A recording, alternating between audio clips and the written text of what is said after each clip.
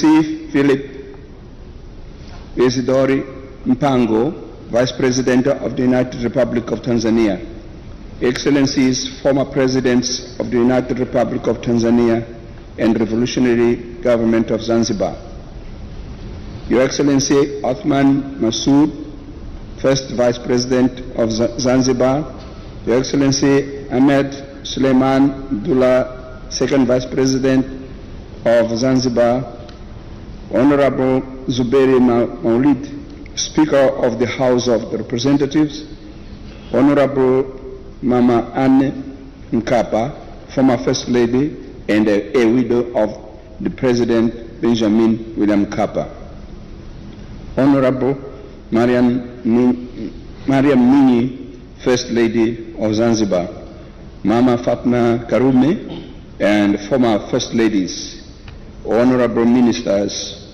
Permanent Secretaries, and senior government officials, Chair and members of the Mkapa Foundation, Your Excellency Ambassadors, High Commissioners, and members of the Diplomatic Corps.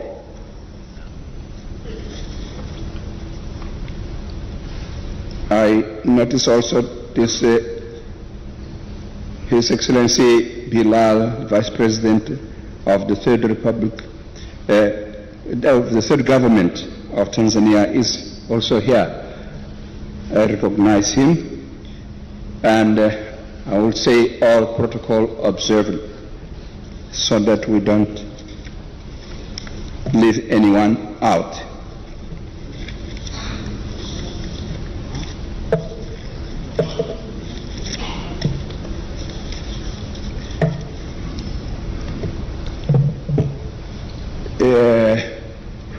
Thank you for reminding people that I spoke once at the OAU in Kiswahili in my opening remarks.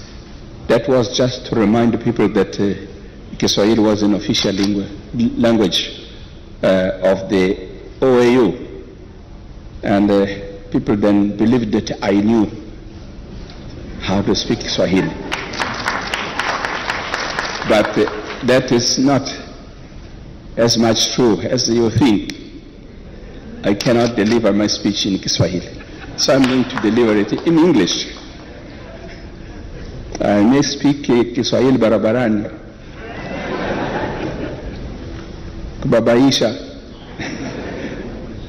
and people may think that I know Kiswahili, lakini sio hivyo.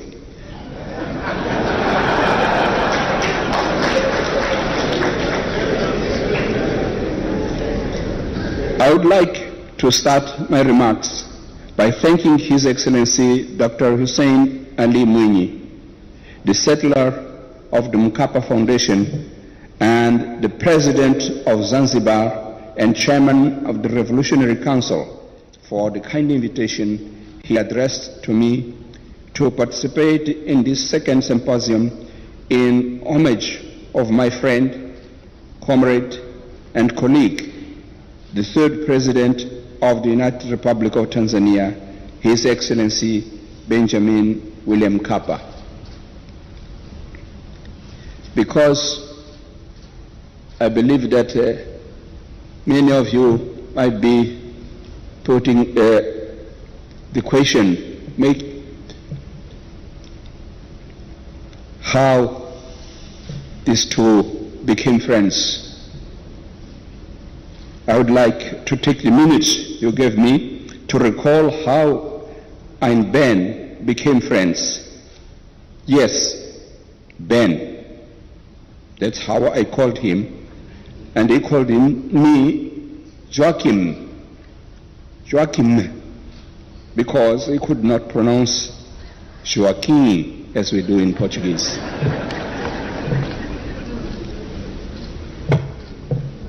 The first period of relationship occurred in the year 1966.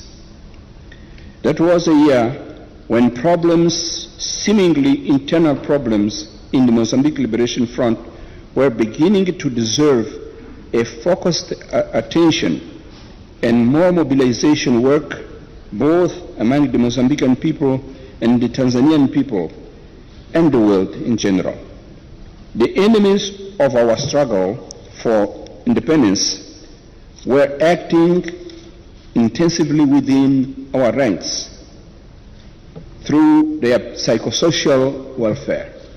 It was something that in the Portuguese regime they had created to combat us, what was called psychosocial organization. We, Frelimo, performed the necessary mobilization among us, militants and the whole people at large, to bring up our awareness about the sneaky ways the enemy was using to attack us. But we needed to get our brothers in Tanzania to be also in alert, to understand what would seem merely internal problems with just internal causes, but they were not. We wanted the Tanzanian sisters and brothers to keep their solidarity to our struggle always high. Diversionist maneuvers had to be denounced and combated. We were keen to explain and sensitize as much as possible, as much as we could, the leadership of TANU and Afro-Shirazi Party, so that the alert could be extended to the rest of the organs and structures of the parties, to their social organizations and institutions, and therefore to the whole population of Tanzania. And for that, the media was of great importance. Benjamin Mkapa, then,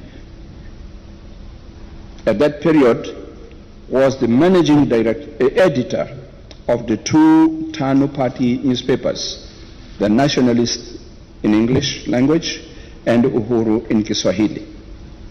His capacity of listening and making deep and careful analysis of events brought to his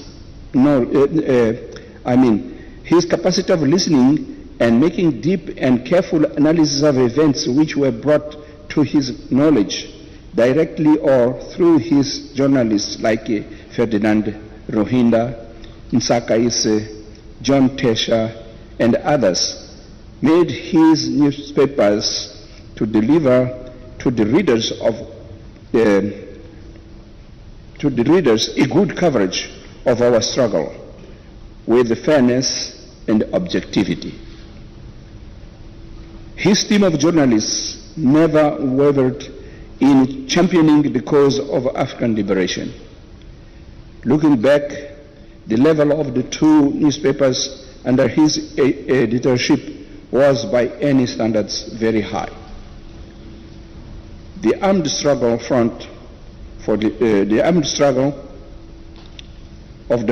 liberation of Mozambique was adding successes upon successes in such a way that in 1966 we already had some liberated and semi-liberated zones of our country. Although these were victories for us, they were quickly used by the enemy to try to divide our people and win some of our militants in a bid to stop the war.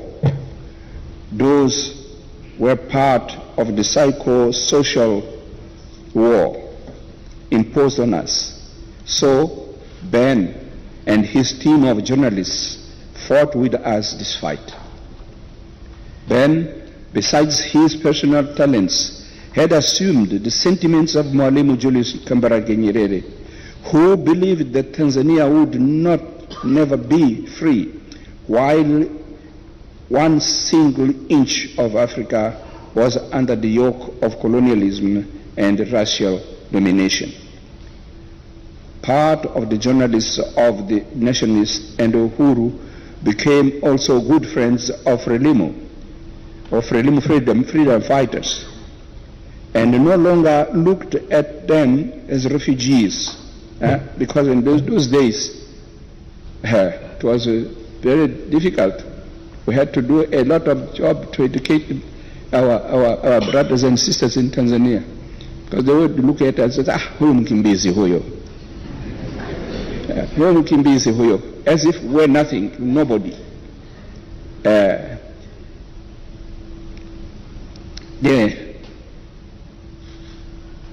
So I was saying that these journalists and Ben Mkapa himself, they had left the attitude of many academically well-learned persons who looked at the refugees and the freedom fighters as human beings of the lowest class. When Ben was sent to work at the journal Daily News and Sunday News that came out when the Standard became a government paper with that new name, Daily News, I met him by chance on the road near the newspapers workshops. I did not like the way the newspaper, the Standard, wrote about our struggle. So I complained to him.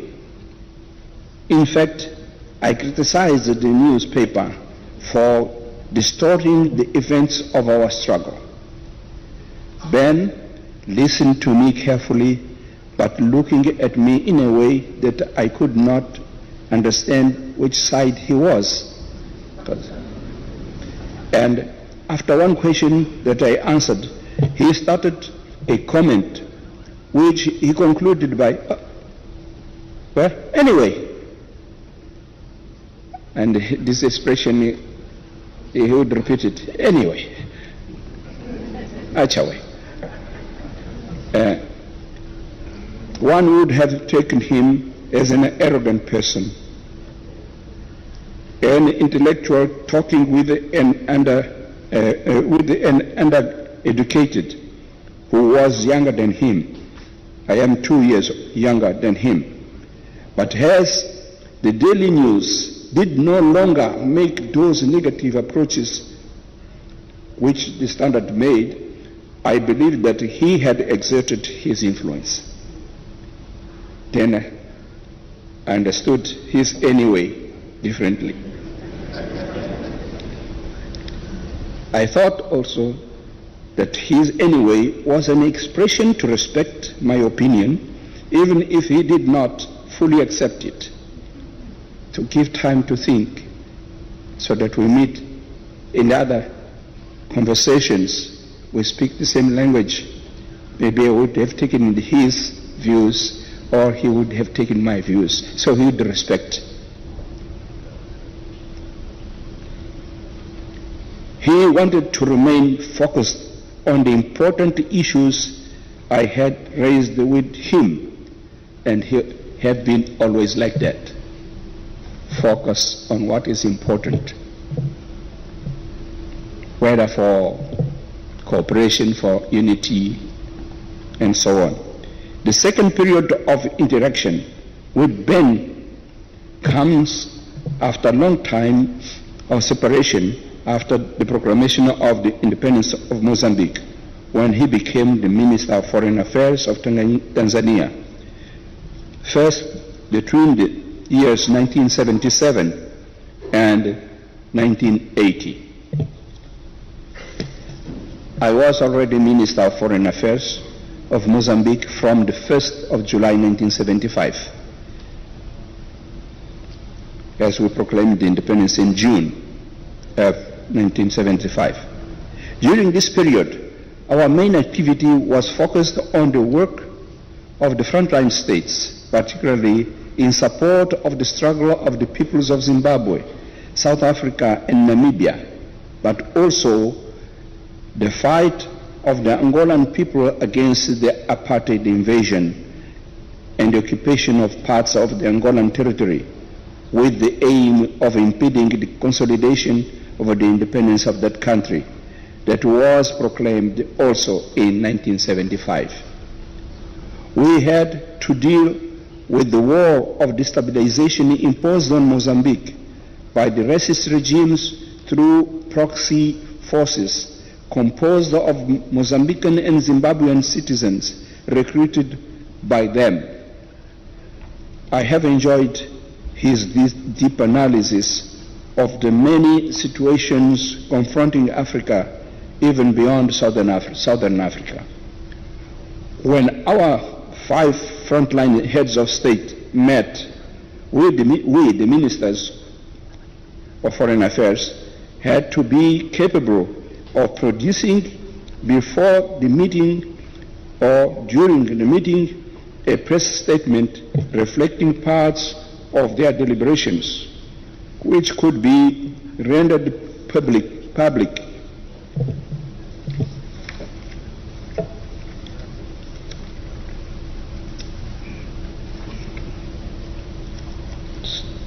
Which would be rendered public right at the end of the meeting. So we also had to quickly exchange views about the situation in our countries in Southern Africa. All the ministers had something to give.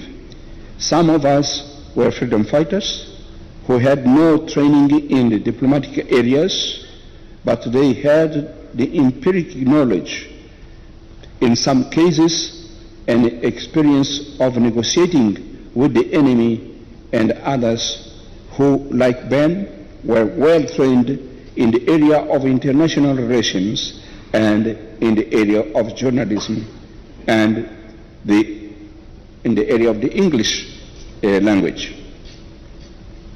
There we could benefit from the capacity of a synthesis and quick drafting of Ben. But Ben was not just a good writer. He was a good speaker who thought deeply before he delivered his speech. His speech always based on very clear principles. His speeches did not go in circles or spirals. When he addressed the enemy or the adversary, he was direct and clear, without losing the opportunity of delighting the English-speaking peoples with his refined English that the University of Makerere had given him. He was one of the most updated with the political and security situations of all the African countries, thanks to his capacity of quick reading and interpretation. We had to deal with the negotiations between the Zimbabwe movements and the colonial power, Great Britain. We had this, the front line, Anglo, on one side, and the other side, Great Britain. Besides what we had then the 5 frontline states with the 5 permanent members of the Security Council. We joked that we were the two gangs of 5.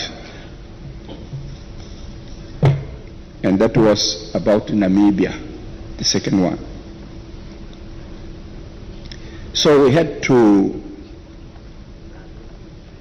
deal with these negotiations, on one hand with Britain, and the other hand among the liberation movements and the minority racist regime of Ian Smith, which took us up to Lancaster House, where the decision was made. We were equal states, but the role of Mwalimu Nyerere, Kenneth Kaunda, and Samora Machel were prominent when it came to their capacity of leverage on the liberation movements of Zimbabwe and on the big powers of the West, but also the East. We we, as foreign ministers, had to play the same role as our heads of state, but at our level, particularly when we went to participate in meetings without our heads of state. The responsibility was bigger for Ben Mkapa because he represented the chairman.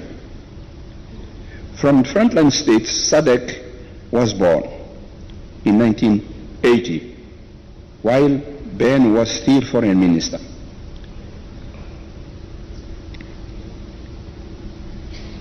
At that year, he was given other functions.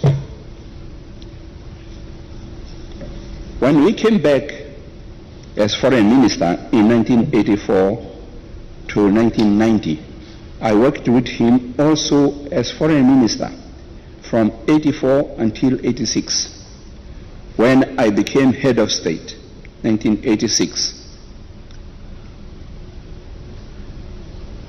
But even after that, we continued to work friendly. In that period, although the problem of destabilization wars continued in Mozambique and in Angola, and apartheid persisted in South Africa and Namibia, other problems had to be attended to. The problems of development, poverty, hunger, climate changes, relationship between the economic north and the economic south, the problems of international trade, and so on, are examples of those Ben Mkapa was able to navigate in with some easiness. Now, not only thanks to his academic preparedness, but also thanks to his long experience of having represented his country in other countries of Africa and abroad.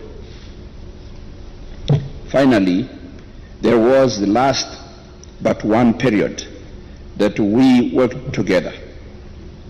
That was when both we were heads of state.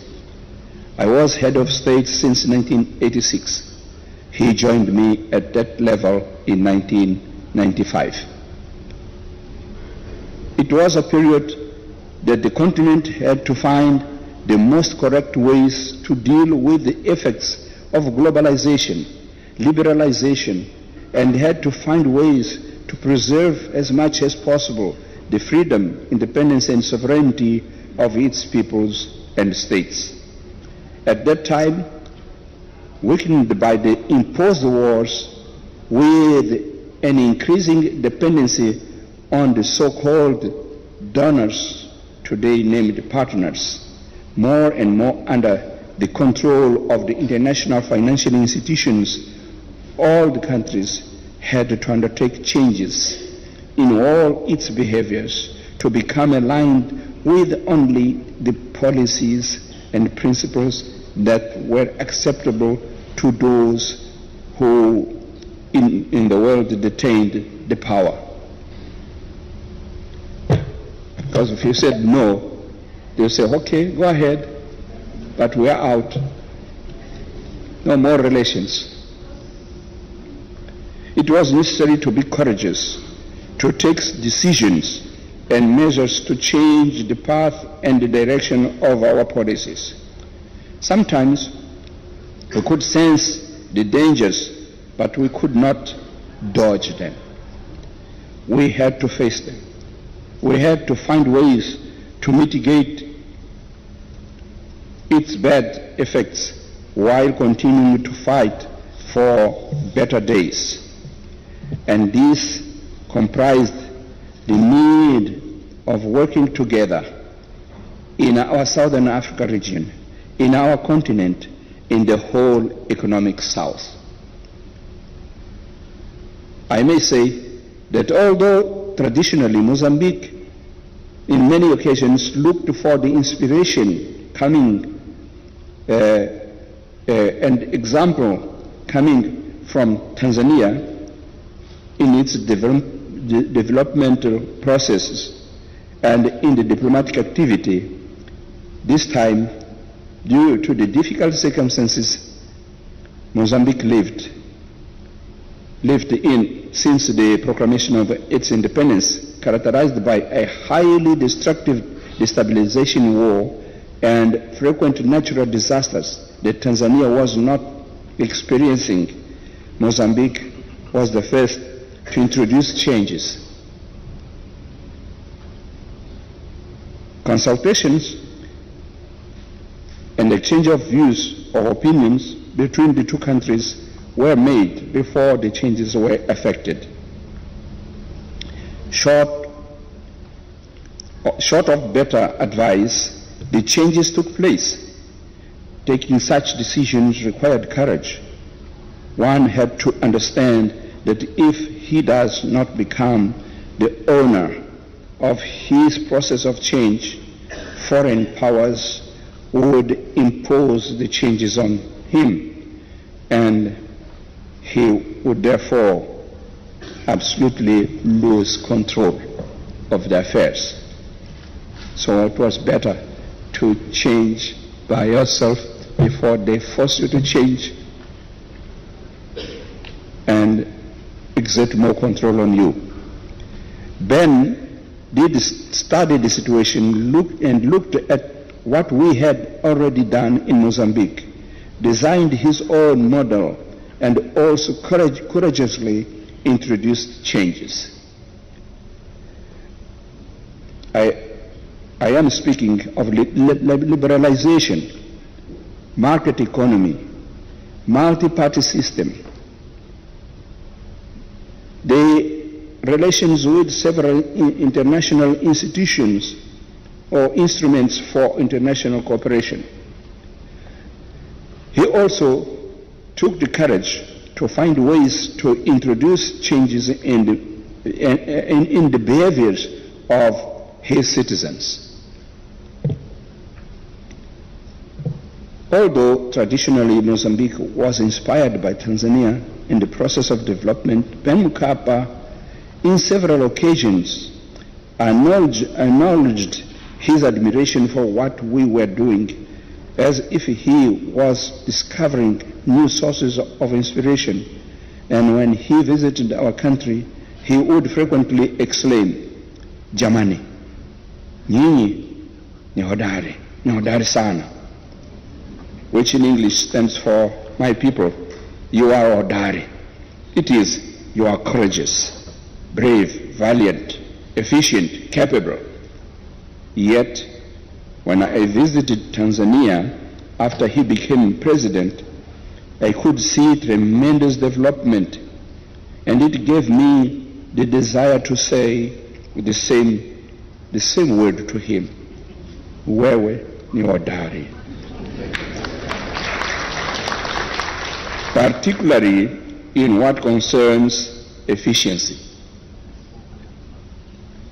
It was efficient in what he was doing, including this work of changing the mentalities of the people. I understand that he did not fully meet all his dreams, but he left a solid basis for further successes.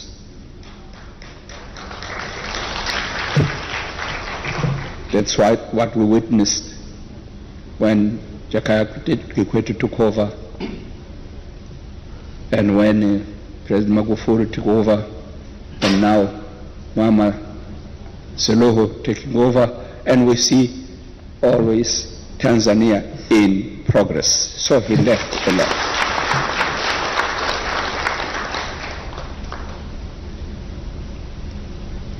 I would like to say that I admired especially the good governance he displayed and his integrity so much that before I received the Mo Ibrahim Prize, without knowing that someone was thinking of me as a possible candidate or laureate, in answering to a question,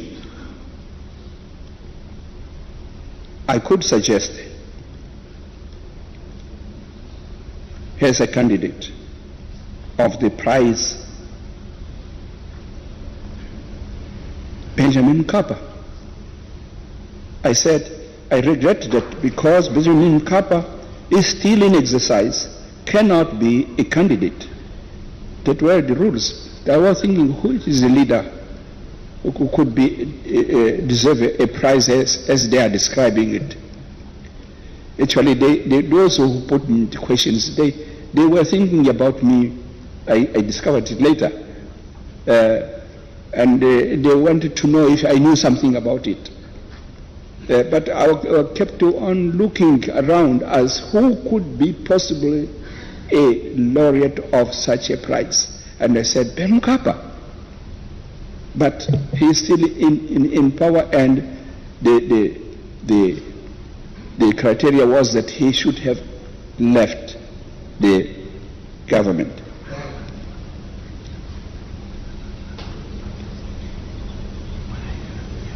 He had a good governance.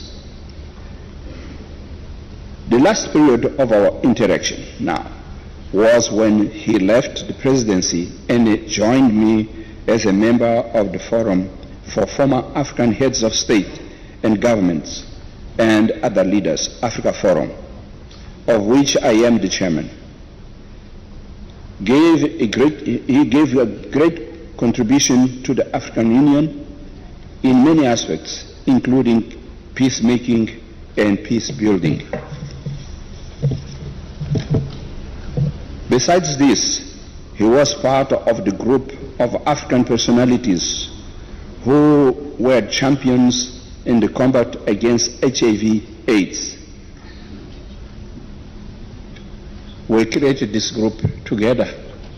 President Kaunda, himself, President, the first meeting was at Victoria Falls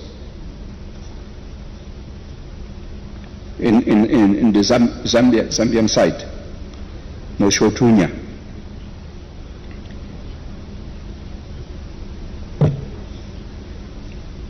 And later it was President Mohai who became the leader of that group of the champions to combat AIDS.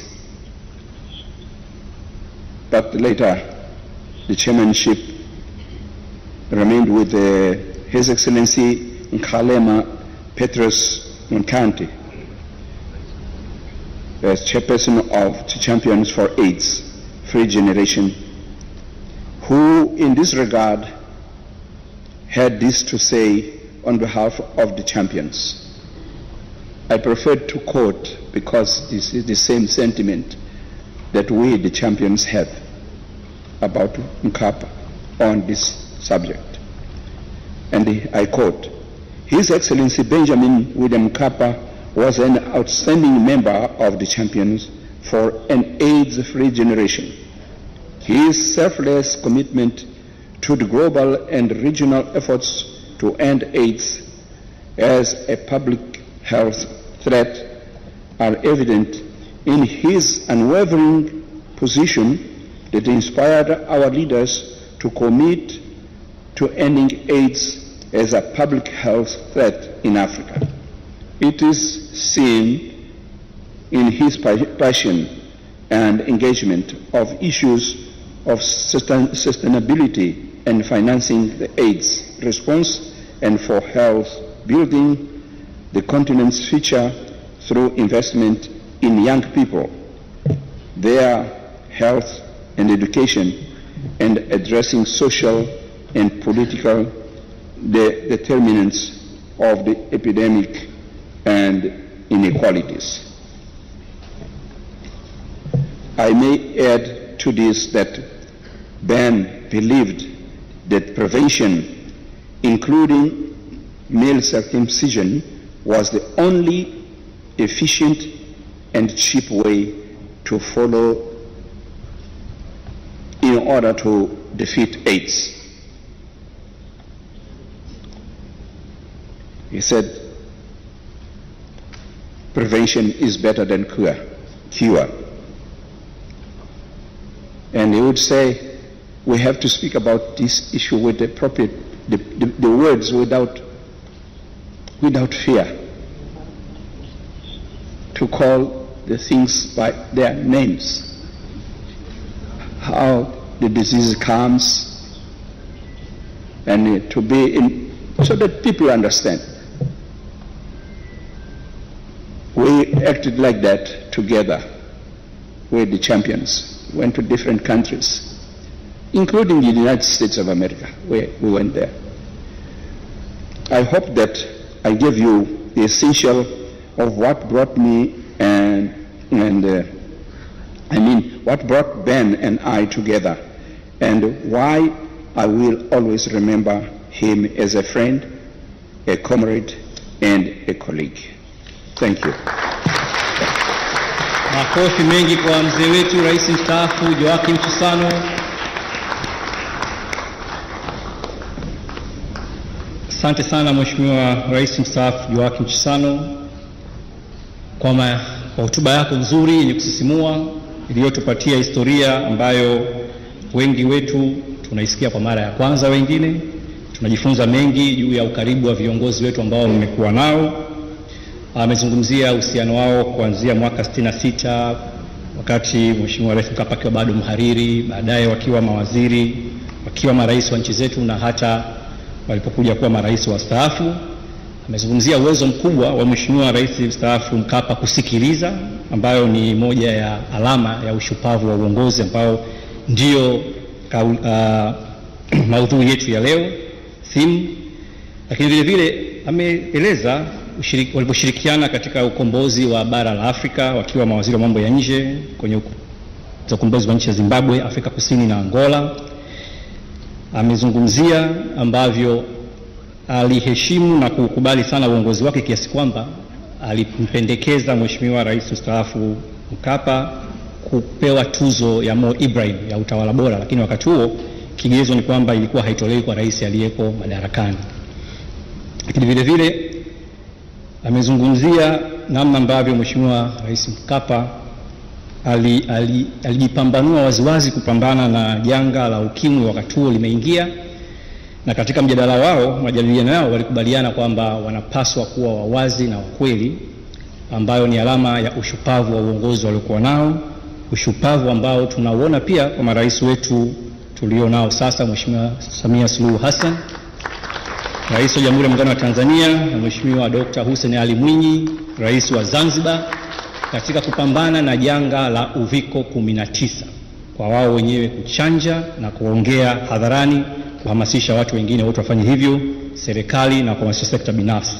Na bila shaka katika hotuba zao tutaweza kupata na kuelewa zaidi ushupavu, kuonyesha ushupavu wao uongozi waliofanya katika maeneo hayo. Lakini mwisho amesema jambo ambalo pia limenigusa. Amesema kwamba Mheshimiwa Hayati, Mheshimiwa Rais Benjamin William Mkapa hakumaliza ndoto zake, lakini aliacha msingi mzuri wa ndoto zake kuendelezwa. Na kinachofanyika leo kwenye Mkapa Symposium ya pili, Mkapa Legacy ya pili, ni matokeo ya msingi huo wa kuendeleza msingi mzuri aliouacha. Na kama ambavyo Mheshimiwa Rais Chissano amesema mwenyewe, tunaona pia muendelezo wa msingi huo katika uongozi uliofuatia wa awamu baada ya awamu, na sasa kwenye awamu ya marais wetu Mheshimiwa Samia Suluhu Hassan, Rais wa Jamhuri ya Muungano wa Tanzania, na Mheshimiwa Dr. Hussein Ali Mwinyi, Rais wa Zanzibar. Mheshimiwa Rais,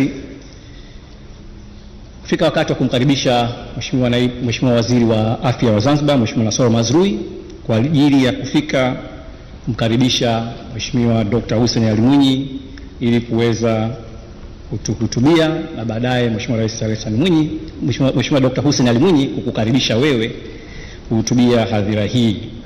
Lakini kama niligusie tu kabla sijafanya hivyo kwamba kauli mbiu yetu tunazungumzia kuhusu ushupavu wa uongozi, chachu ya mabadiliko, kwamba ili tuweze kupata mabadiliko makubwa katika nchi yetu tunapaswa kuwa na ushupavu wa uongozi, jambo ambalo tunaliona katika uongozi wa hayati Rais Benjamin William Mkapa katika mambo mawili. Moja, nimelizungumzia tayari, swala la afya, ambavyo alipambanua na kupambana na janga la ukimwi wakati huo bila hofu yoyote, kama ambavyo ninyi pia mmefanya kupambana na janga la uviko bila hofu yoyote.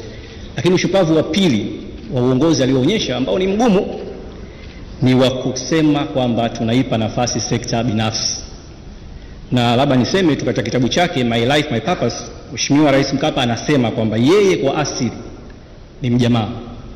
Alikuwa akiamini sana katika ujamaa, amekuwa mwalimu wa ujamaa, amekuwa mhariri wa gazeti wakati ule likieneza ujamaa, lakini alikuwa na ushupavu wa kutosha kukubali kwamba dunia imebadilika, lazima tuende kwenye uchumi wa soko na kukumbatia sekta binafsi. Wako ambao hawakumuelewa mwanzo, walimuelewa baadaye. Tulimuelewa baadaye wengi tu, lakini vile vile hali kadhalika hata sasa juhudi zako wewe Mheshimiwa Rais na Mheshimiwa Rais wa Zanzibar za kujipambanua kuunga mkono sekta binafsi na kutaka zipewe nafasi katika maendeleo ya nchi yetu na katika afya, nazo bado zinakumbana na changamoto ile ile. Kwa hiyo leo lengo letu ni kukutieni moyo viongozi wetu, muendelee na ushupavu huu ambao umeanza nao. Mheshimiwa Rais, baada ya maneno haya naomba nimwalike Mheshimiwa Nasor Mazrui, Waziri wa Afya Zanzibar, kwa ajili ya kumkaribisha Mheshimiwa Dr. Hussein Ali Mwinyi, Rais wa Zanzibar kuzungumza. Asante. Karibu Mheshimiwa Rais.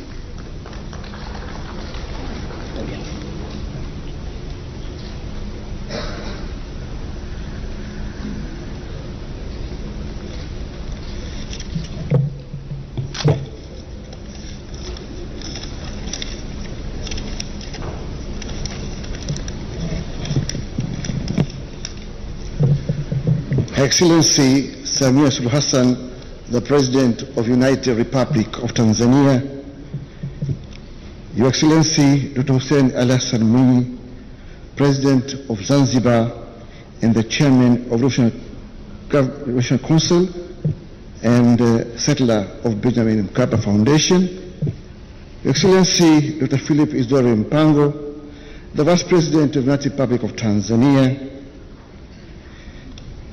Your Excellency Majaliwa, Prime Minister, United Republic of Tanzania, Honorable Muhammad Suleiman, Second Vice President of Zanzibar, Excellency national leaders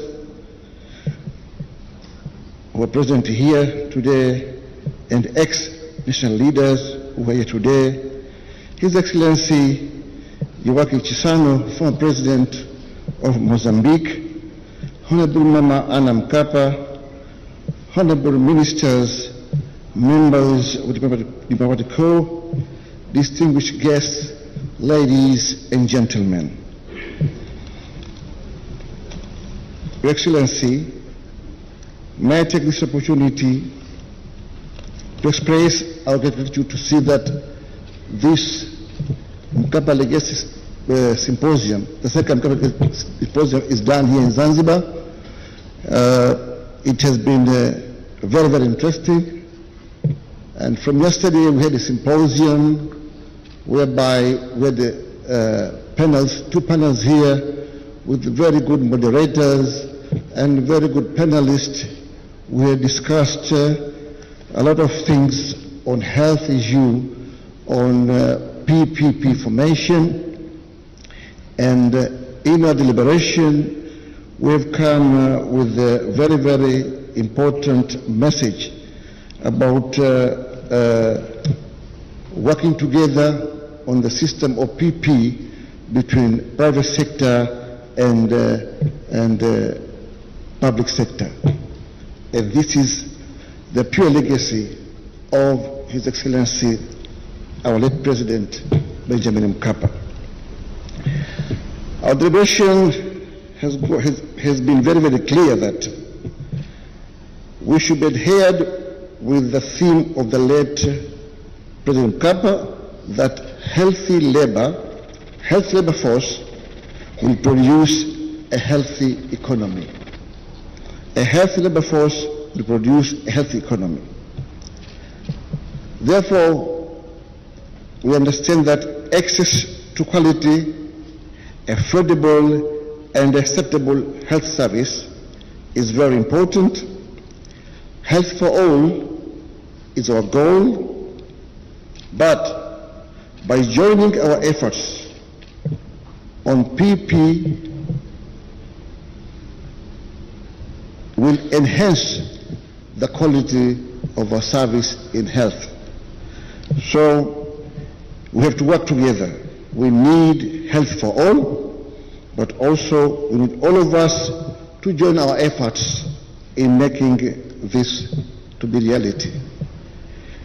We can make the difference only if we're going to work seriously on PP for health on our people. So, by formation of a smart partnership between public and private sector on win-win situation, we will make the difference. And this is what we are looking for. Ourselves here in Zanzibar, we have already started the Ministry of Health. Now we have already engaged the private sector in many areas, and in our system we find that those areas which are working together with public sector is working very well, and the results are very good. We shall not stop. We shall continue to see all ventures of working together with public sectors, and there are so many areas where we can work together. Welcome private sector to work with Ministry of Health so that we can improve the health of our people. By saying so, let me now take this opportunity of welcoming our beloved President, Dr. Hussein Ali Mwinyi, to address or to give his remarks, and welcoming the guest of honor. Thank you very much.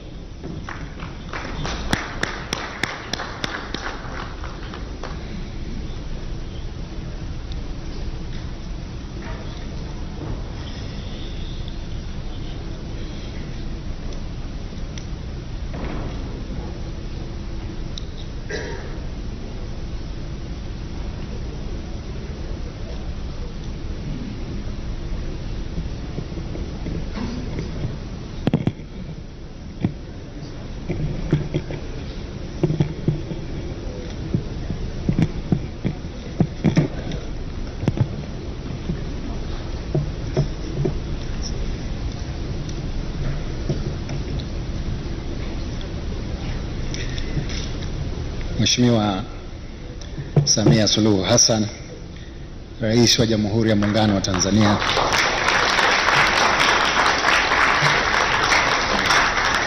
Mheshimiwa Dr. Philip Mpango, Makamu wa Rais wa Jamhuri ya Muungano wa Tanzania, Mheshimiwa Mzee Joakim Chisano, Rais mstaafu wa Jamhuri ya Msumbiji, Mheshimiwa Kassim Majaliwa, Waziri Mkuu wa Jamhuri ya Muungano wa Tanzania, Mheshimiwa Hemed Suleiman Abdallah, Makamu wa Pili wa Rais wa Zanzibar, Mheshimiwa Zuberi Ali Maulid, Spika wa Baraza la Wawakilishi, Mheshimiwa Dr. Amani Abedi Karume, Rais mstaafu wa Zanzibar, Mheshimiwa Dr. Mohamed Gharib Bilal, Makamu wa Rais mstaafu wa Jamhuri ya Muungano wa Tanzania, Mheshimiwa Mama Ana Mkapa, mjane wa hayati Rais mstaafu Benjamin William Mkapa, waheshimiwa wake wa viongozi wastaafu na waliopo madarakani mliopo hapa, waheshimiwa mawaziri na viongozi wakuu wa serikali, mwenyekiti wa bodi ya wadhamini na wajumbe wa bodi ya taasisi ya Benjamin Mkapa Foundation, waheshimiwa mabalozi, wakuu wa mashirika ya kimataifa na jumuiya ya wanadiplomasia, Dr. Helen Mkondia Senkoro, afisa mtendaji mkuu wa taasisi ya Benjamin William Mkapa, ndugu washiriki na wageni waalikwa, mabibi na mabwana, assalamu alaikum. Naanza kwa kumshukuru Mwenyezi Mungu kwa kutujalia afya njema na kutuwezesha kukutana hapa kwa ajili ya shughuli hii ya kulifunga kongamano hili la pili la kumuenzi hayati Benjamin William Mkapa, ikiwa ni sehemu ya kumbukizi ya pili ya hayati mzee Benjamin William Mkapa. Mtakumbuka mwaka jana wakati wa kumbukizi la kwanza nilielezea azma ya Serikali ya Mapinduzi ya Zanzibar kuwa mwenyeji wa kumbukizi ya pili ya hayati mzee Benjamin William Mkapa. Nina furaha kuona kwamba tumeweza kutekeleza ahadi yetu hiyo hapa Zanzibar kwa ufanisi mkubwa kama tunavyoshuhudia. Kwa namna ya pekee, nami nikiwa msarifu mpya wa taasisi ya Benjamin William Mkapa, nachukua nafasi hii kutoa shukrani zangu za dhati kwako Mheshimiwa Samia Suluhu Hassan, Rais wa Jamhuri ya Muungano wa Tanzania, kwa kukubali kuwa mgeni rasmi na kuhudhuria kumbukizi hii. Tunafahamu namna ratiba yako ilivyosheheni shughuli nyingi za kitaifa. Hata hivyo, kwa heshima na mapenzi makubwa ulionayo kwa mzee wetu hayati Benjamin William Mkapa pamoja na Zanzibar, umeona umuhimu wa kuhudhuria wewe mwenyewe kwenye shughuli hii. Tunakushukuru sana. Mheshimiwa mgeni rasmi na wageni waalikwa, kwa upande mwingine natoa shukrani kwa wazee wetu marais wastaafu, Mheshimiwa Joakim Chissano, Rais mstaafu wa Jamhuri ya Msumbiji, na viongozi wastaafu wote wa Jamhuri ya Muungano wa Tanzania na Serikali ya Mapinduzi ya Zanzibar kwa kuja kuhudhuria katika shughuli hii. Ushiriki wenu umezidi kuipendezesha na kuipa uzito shughuli yetu. Tunasema asanteni sana.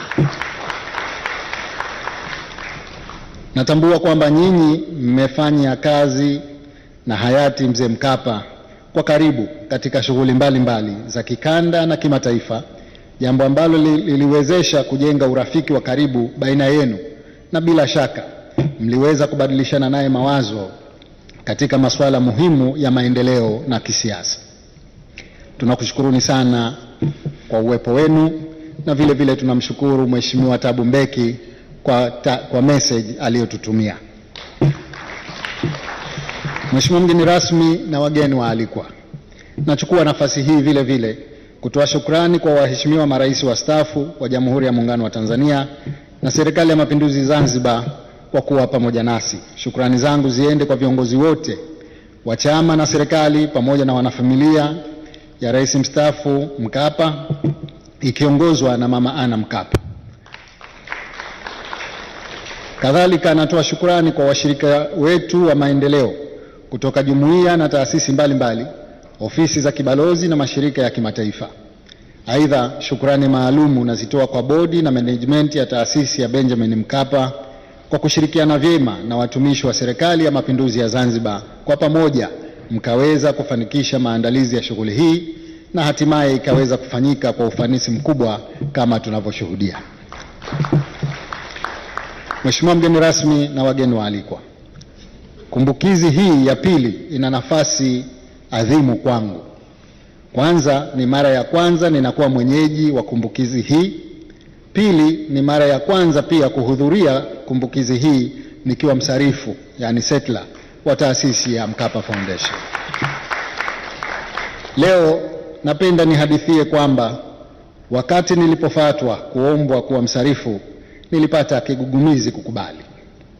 Kigugumizi changu kilitokana na mashaka kuwa viatu ninavyovivaa ni vikubwa, ikizingatiwa kwamba msarifu wa kwanza alikuwa ni yeye mwenyewe hayati mzee Mkapa. Sikuwa na njia wala uthubutu wa kukataa dhima ya jukumu la kuwa msarifu.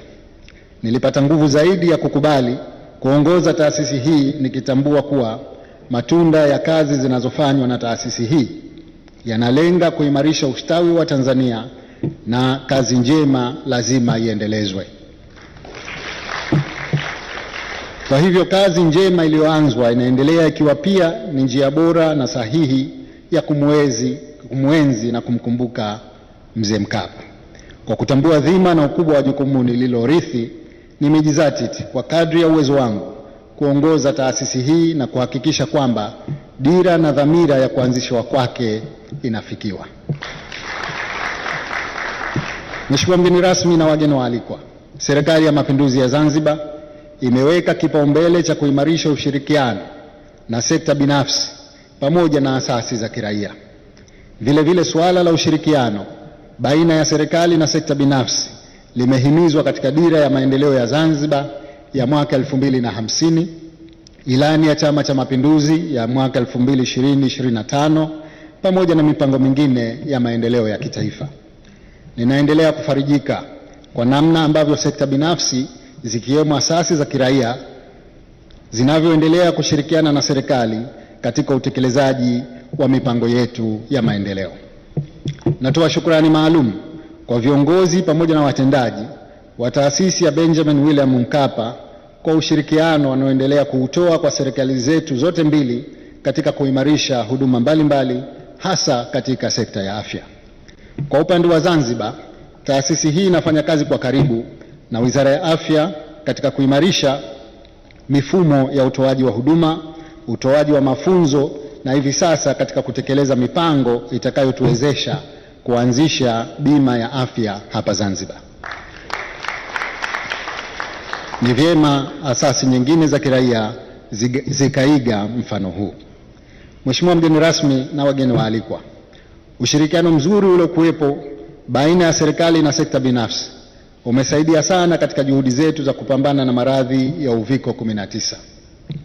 Taasisi mbalimbali zinaendelea kushirikiana na serikali katika upatikanaji wa vipimo, vifaa tiba, utoaji wa chanjo, elimu ya kinga pamoja na ukusanyaji wa takwimu katika maeneo mengine mengi.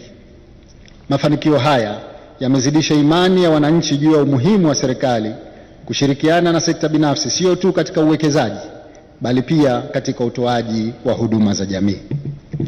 Mheshimiwa mgeni rasmi na wageni waalikwa, mabibi na mabwana, wakati tunamkumbuka marehemu Mzee Mkapa, nachukua nafasi hii kugusia kidogo kuhusu falsafa na wosia aliotuachia kuhusu ujasiri na changamoto za kufanya mageuzi. Katika kitabu chake My Life, My Purpose, A Tanzanian President Remembers, akizungumzia ugumu waliokutana nao katika zoezi la kufanya mageuzi ya ubinafsishaji, hayati Rais Mkapa ameandika yafuatayo na naomba kunukuu: kwa kiongozi kunahitaji kuwa tayari kubadilika kuendana na mawazo mapya na kuwa na ujasiri wa kutekeleza yale yaliyo sahihi. Mwisho wa kunukuu. Ushupavu huu wa uongozi unajidhihirisha pia katika maneno ya muasisi wetu wa mapinduzi ya Zanzibar, marehemu Mzee Abedi Amani Karume, rais wa kwanza wa Zanzibar, aliyesema, na naomba naye nimnukuu: ni heri kugombana na mtu katika jambo tutakalokuja kupatana baadaye. Mwisho wa kunukuu. Kwa kawaida mageuzi kama yalivyo mapinduzi huja na mafanikio na changamoto zake. Ni hulka ya binadamu kupenda kushikilia jambo alilolizoea hata kama linamgharimu. Ndio maana wahenga wakasema mazoea yana tabu. Binadamu angependa yale mabadiliko tu ambayo hayaji na changamoto ama hayatibui mazoea yake. Bahati mbaya mawili haya hayawezi kutenganishwa. Kwa kutambua hilo, serikali imedhamiria kushirikisha sekta binafsi katika nyanja zote za maendeleo, sababu ni jambo sahihi kufanya hivyo. Tutaendelea kuwaelimisha wale wote wenye mashaka wakati tukiendelea kuzishirikisha sekta binafsi. Ni imani yetu tutakuja kuelewana baadaye.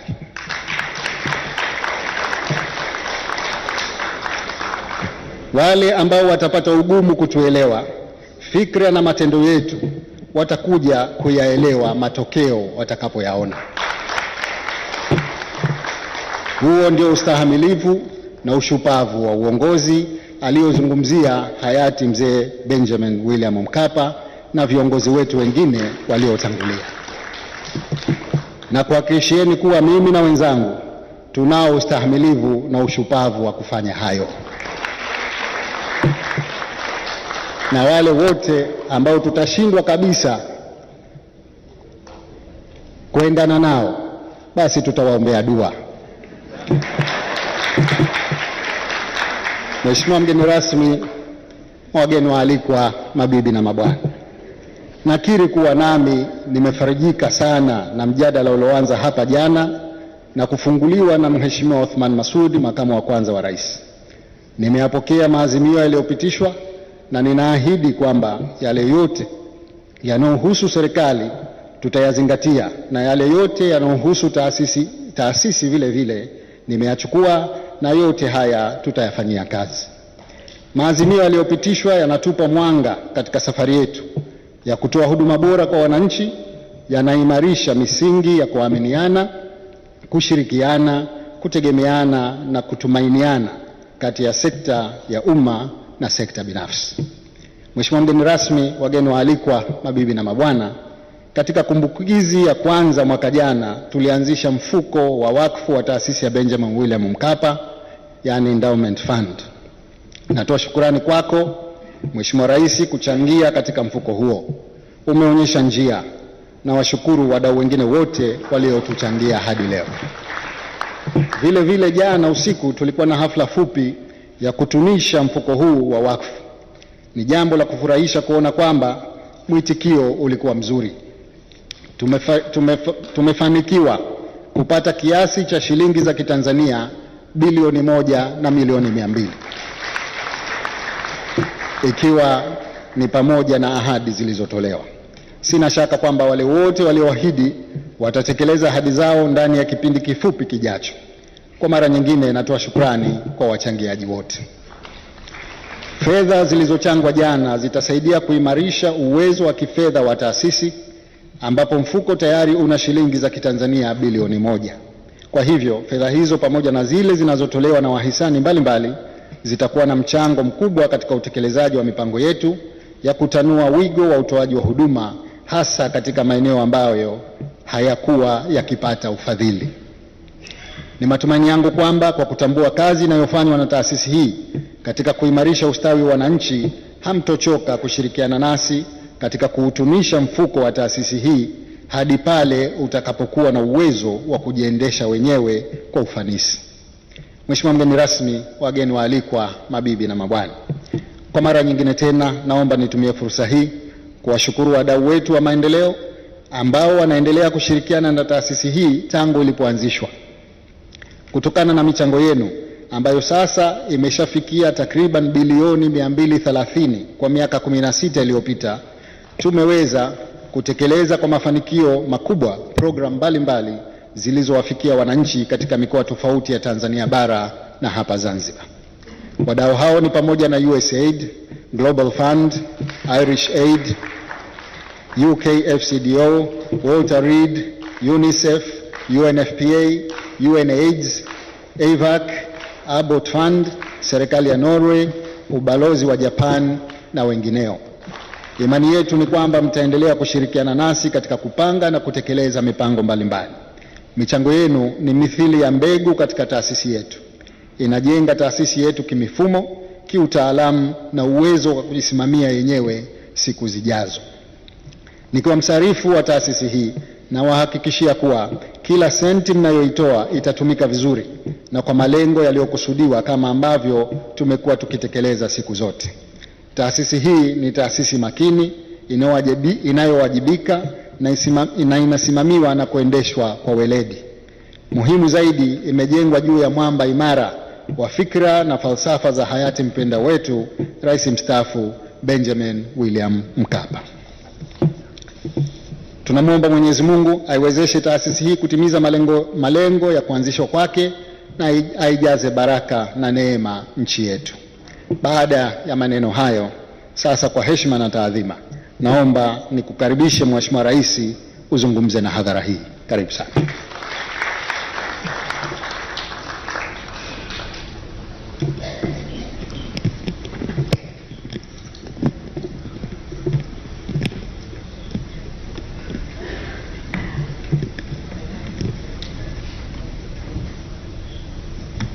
Mheshimiwa, tukae.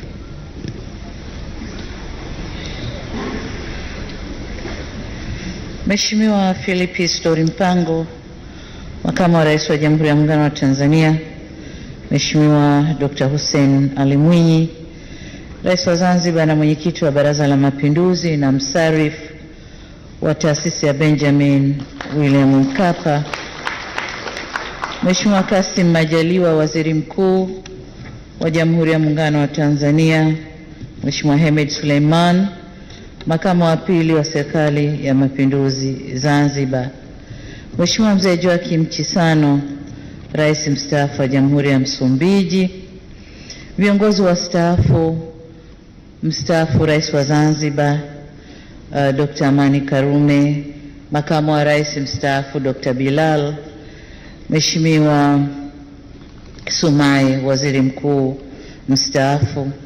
Nitambue pia uwepo wa Mheshimiwa Spika wa Baraza la Wawakilishi, Mheshimiwa Mwanasheria Mkuu wa Zanzibar, lakini kwa mbali nimemwona Gavana wa Central Bank ya Tanzania yuko pamoja nasi hapa. Mheshimiwa Mariam Mwinyi, mwenza wa Mheshimiwa Rais wa Zanzibar, Mama Mkapa, mama wa foundation hii ya Benjamin Mkapa, waheshimiwa wenza wa viongozi wakiongozwa na mama yetu Fatma Karume, waheshimiwa mawaziri wa afya wa Jamhuri ya Muungano wa Tanzania na wa Zanzibar, waheshimiwa mawaziri wengine mliopo nasi, nimeona sura za wabunge wapo hapa na wajumbe wa Baraza la Wawakilishi, tunatambua uwepo wenu. Dr. Adeline Kimambo, mwenyekiti wa bodi ya wadhamini na wajumbe wa bodi ya taasisi ya Benjamin William Mkapa, waheshimiwa mabalozi wakuu wa mashirika ya kimataifa na jumuiya ya wanadiplomasia, Dr. Ellen Senkoro, afisa mtendaji mkuu taasisi ya Benjamin William Mkapa, ndugu washiriki na wageni waalikwa, ndugu zangu wanahabari, mabibi na mabwana, Jamhuri ya Muungano wa Tanzania. Nami niongeze sauti yangu kwenye kumshukuru Mwenyezi Mungu aliyetujalia kufika hapa na kufanya lile tulilolipanga leo la kumuenzi hayati Rais Benjamin William Mkapa. Nina furaha kubwa kujumuika nanyi kwa mara nyingine tena katika kumbukizi ya kuenzi mchango wa hayati mpendwa wetu marehemu William Benjamin Mkapa, Rais wa awamu ya 3 wa Tanzania. Mwaka jana tulijumuika pamoja kwenye kumbukizi ya kwanza iliyofanyika pale ukumbi wa Mlimani City, Dar es Salaam, na kwa pekee au kipekee nataka niwapongeze kwa kuwatambua na kuwashukuru waliochangia kufanikisha hafla hii ya leo, ambao Mheshimiwa Rais wa Zanzibar amewataja hapa, nami naomba niungane naye katika kuwashukuru. Furaha yangu leo inachangiwa na mambo mawili makubwa. Kwanza, nimefurahishwa na Mheshimiwa Dr. Hussein Ali Mwinyi, Rais wa Zanzibar na mwenyekiti wa Baraza la Mapinduzi, lakini pia msarifu wa taasisi hii, kutimiza ahadi yake aliyoitoa katika kumbukizi ya mwaka jana. Kwa kumbukizi ya pili itafanyika hapa Zanzibar, na leo tuko Zanzibar. Asante sana. Lakini la pili, nimefurahishwa kwa taasisi ya Benjamin William Mkapa kushirikiana na serikali kuendeleza utamaduni huu wa kumwenzi hayati mpendwa wetu Mzee Mkapa. Kufanyika kwa mara ya pili kwa kumbukizi hii ni ushahidi kuwa tumedhamiria kuenzi mchango wake katika maendeleo aliyoyachangia katika taifa letu, bara la Afrika na dunia kwa ujumla. Mheshimiwa Rais na msarifu wa taasisi hii, na kupongeza wewe na Serikali ya Mapinduzi ya Zanzibar kwa maandalizi na mapokezi mazuri ya sisi wageni tuliokuja kujumuika nanyi. Nitumie fursa hii kukupongeza vile vile kwa kukubali kuwa msarifu wa taasisi ya Benjamin William Mkapa. Tunaamini kwamba viatu alivyoviacha mwenyewe Mzee Mkapa vitakufaa sawa sawa, tukizingatia kuwa wewe ndio pia ulikuwa mwenyekiti wa kwanza wa bodi ya wadhamini wa taasisi hii. Lakini tuna imani unaijua taasisi hii vyema, kwa kuwa wewe pia ni sehemu ya uasisi wake wa taasisi hii. Kwa hakika umemtendea haki mzee wetu, na sina shaka huko aliko anafurahia na kujivunia kazi yako. Na sisi inatupa amani sana kwa taasisi hii iko kwenye mikono salama mno, na kwamba utaendelea kuisarifu kuleta matunda ambayo yamekusudiwa. Mheshimiwa Rais na wageni waalikwa, nimefarijika pia kuwaona waheshimiwa marais wastaafu, mzee wetu Joakim Chissano na rais mstaafu wa Jamhuri ya Msumbiji, na mzee Thabo Mbeki, rais mstaafu wa Jamhuri ya Afrika Kusini. Wazee wetu hawa walikuwa marafiki wa karibu na hayati mzee Benjamin William Mkapa. Walipatana kifikra na walikuwa na urafiki uliojikita vyema katika udugu na umoja wa nchi zetu tatu kama wenyewe walivyoeleza hapa. Misimamo yao aghlabu haikuwa ikitofautiana. Akiwepo mmoja katika mkutano kama wengine hawapo, hakukuwa na shaka kwamba maslahi ya ukanda wetu au maslahi ya ukanda wetu yatawakilishwa vyema. Fikra zao zilikuwa zinaenda pamoja. Umoja wenu, kuwepo kwenu na sisi hapa leo, unadhihirisha hilo. Umejidhihirisha pia katika maneno yenu mazuri mlioyatoa hapa ya kumwelezea rafiki yenu mzee Mkapa. Mmetufuta machozi na kutupunguzia upweke. Tukiwaona tunafarijika na kuona kwamba mzee Mkapa yupo katikati yenu. Leo hatunaye tena, lakini tukiwaona nyinyi tunajihisi tuko naye. Tunawashukuru sana kwa haya yote mliotufanyia, kuendelea kumwenzi mzee wetu pamoja nasi, na tunasema karibuni sana. Aidha, niungane na Rais wa Zanzibar na mwenyekiti wa Baraza la Mapinduzi ambaye pia ni setla wa taasisi hii kuwashukuru nyote mliohudhuria katika kumbukizi hii. Mheshimiwa Rais, wageni waalikwa, mabibi na mabwana, nimevutiwa sana na kauli mbiu ya kumbukizi ya mwaka huu inayosema uongozi shupavu ni kichocheo cha kuleta mabadiliko kwa manufaa ya wote.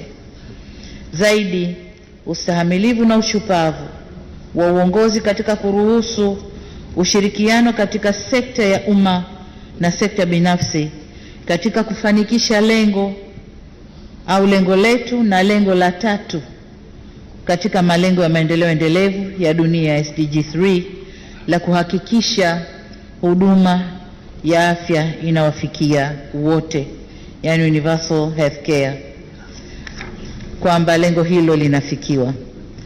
Binafsi nilitamani sana kwa sehemu ya mjadala uliofanyika jana, uliofunguliwa na Mheshimiwa Othman Masoud, makamo wa kwanza wa rais wa Zanzibar, uliojikita kwenye kujadili nafasi ya sekta binafsi katika kuondosha changamoto za afya tulizonazo na hatimaye kuwezesha kufikia malengo tuliojiwekea katika kulinda afya za Watanzania. Matamanio yangu hayo yanatokana na imani kuwa ikiwa tunataka kwenda kwa kasi na kufikia lengo letu la 2030 la afya bora kwa wote, basi hatuna budi kubadili mtazamo wetu kwa tunaweza kulifanya hilo peke yetu. Zile enzi za kwamba serikali itafanya yenyewe kila kitu, nadhani tunabidi tubadilike. Lazima tushirikishe sekta binafsi ili tuende kwa kasi na kupata matokeo tunayoyataka.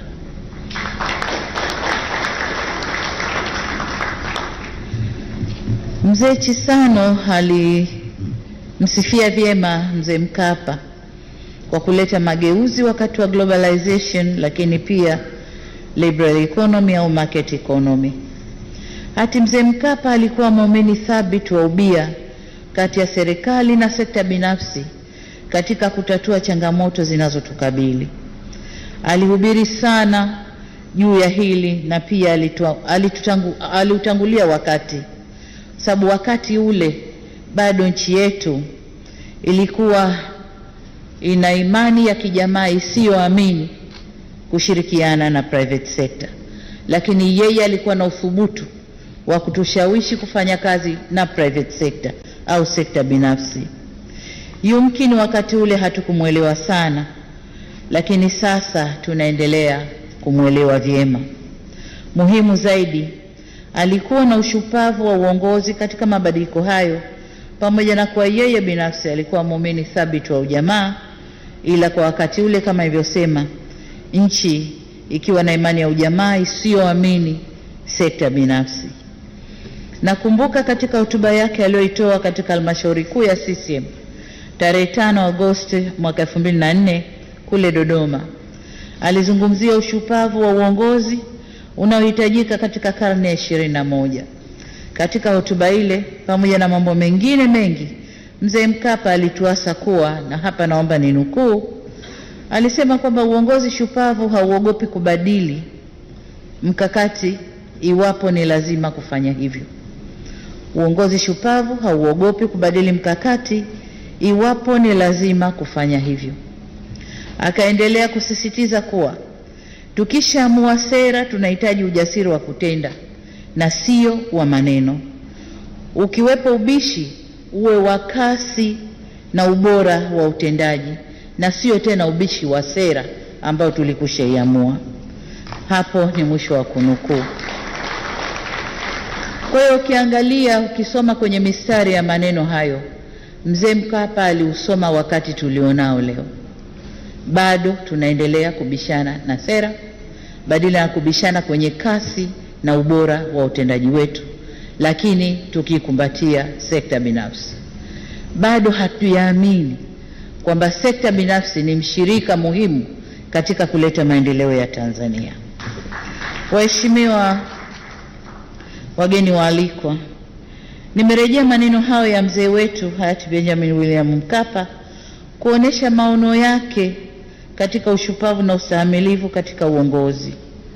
Hakuogopa kutuambia ukweli kwa dunia ya sasa ni dunia ya uchumi wa soko, na kwamba ubia na sekta binafsi ni jambo lisiloepukika. Sasa tumelitambua hilo na kuliainisha katika mikakati yetu ya maendeleo ya kitaifa ndani ya nchi yetu, ikiwemo pia katika mpango mkakati wa 5 wa sekta ya afya au Health Sector Strategic Plan HSSP5. Tumetamka wazi kuwa tutashirikisha na kushirikiana na sekta binafsi, zikiwemo pia asasi za kiraia, katika kufikia malengo yetu ya maendeleo, ikiwa ni pamoja na kuwafikishia wananchi wote huduma bora ya afya popote walipo na kwa gharama wanazozimudu. Hapa ndipo tulipo. Ni tamko letu la mpango mkakati wetu wa afya wa miaka 5 ambao tunakwenda kumalizia mwaka 2026. Lakini ni vyema tukajitazama tumefikia wapi kwenye mkakati huu. Lakini niwapongeze sana Zanzibar kwa kuanza vyema kushirikisha private sector katika kutoa huduma za afya kwa wananchi.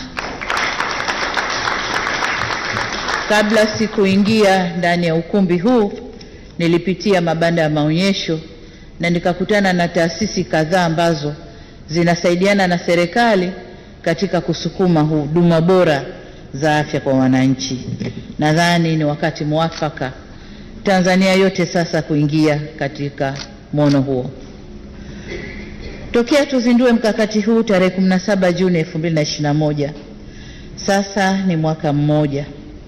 Yafaa tujiulize, je, tumepiga hatua kiasi gani katika kushirikisha na kuweka mazingira mazuri kwa sekta binafsi kushiriki katika ubia na serikali katika utoaji wa huduma bora za afya? Tumepiga hatua kiasi gani? Je, tunashirikiana na kushirikisha sekta binafsi katika tija za kimkakati za maendeleo ya kiuchumi kwenye kuongozwa au yenye kuongozwa na vielelezo na sio hoja tu zisizotusogeza mbele? Vipi kuhusu matamko ya viongozi wetu mbalimbali juu ya ukuu wa serikali katika kutekeleza mkakati huu au utoaji wa huduma za afya? Je, maneno na matendo na maandiko yetu yanaendana na utekelezaji wa mpango mkakati wa sekta ya afya? Ni maswali ambayo tunabidi tujiulize. Ni mara kadhaa tunashuhudia sekta binafsi wanakuja kutaka ushirikiano na serikali, lakini kama ninavyosema kila siku, wanazungushwa mpaka wanakata tamaa, wanaondoka. Nilishapokea maombi, sekta binafsi inataka kuweka mitambo ya vipimo vya afya katika maeneo kadhaa Tanzania. Hakuna anayewasikiliza wala hawakaribishwi, kuambiwa basi karibuni, mkakati unasema hivi, njoni tupange tunafanya vipi.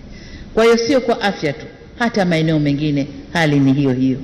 Je, yale tunayoyasema midomoni kufanya kazi na private sector, lini tutayarealize, lini tutajipanga kuona yanatokea?